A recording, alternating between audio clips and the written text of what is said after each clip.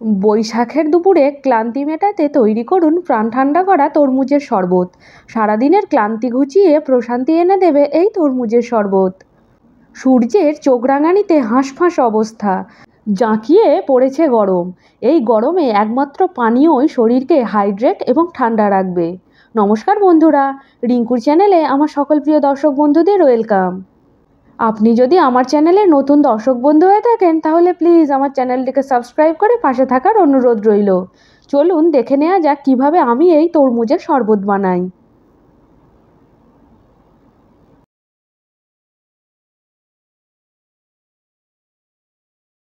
এই শরবত বানানোর প্রধান উপকরণ হলো তরমুজ।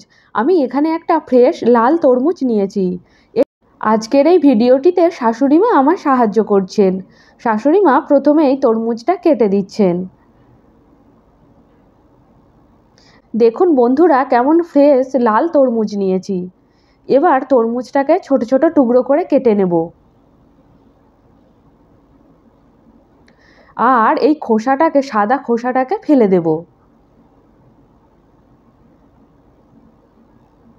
এই খোসাটা আমরা গাছের গোড়ায় সার হিসাবেও ব্যবহার করতে পারি, কিংবা পশু পাখিদেরও খাবার জন্য দিতে পারি। এইভাবে টুকরো করে কেটে নিচ্ছি। আমার গোটা তরমুজটা লাগবে না, আমি মাত্র কয়েকটা টুকরো নেব, অল্প শরবত বানাবো।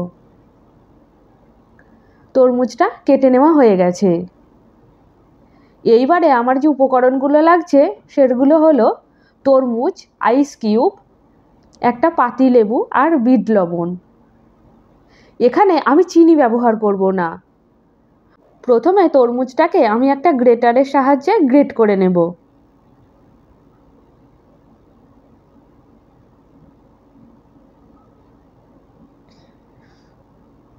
এইভাবে সব তরমুজটা আমি গ্রেট করে নিচ্ছি। তরমুজটা গ্রেট করা হয়ে গেছে। এরপর আমি এই রসটা একটা ছাঁকনির সাহায্যে ছেঁকে নেব এবং একটা চামচের সাহায্যে আমি চেপে চেপে রসটা বের করে নেব। আর এই উচ্ছিষ্টটা আমরা খেতেও পারি বা পোষ্যদের দিতেও পারি। এইবারে আমি গ্লাসের মধ্যে কিছুটা আইস কিউব দিয়ে দিচ্ছি। এবার জুসটা ঢেলে দিলাম। দিয়ে দিচ্ছি পরিমাণ মতো লবণ, আর দিচ্ছি এক টুকরো করে লেবুর রস। এবার ভালোভাবে গুলিয়ে নিলাম। তৈরি হয়ে গেছে প্রাণ ঠান্ডা করা তরমুজের জুস। আমি গার্নিশের জন্য একটা করে পাতিলেবুর টুকরো গ্লাসে দিয়ে দিলাম। দেখুন, এটা দেখতেও যেমন ভালো হয়েছে, খেতেও অসাধারণ।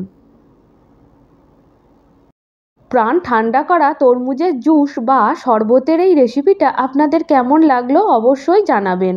ভালো লাগলে লাইক, শেয়ার এবং কমেন্ট করবেন।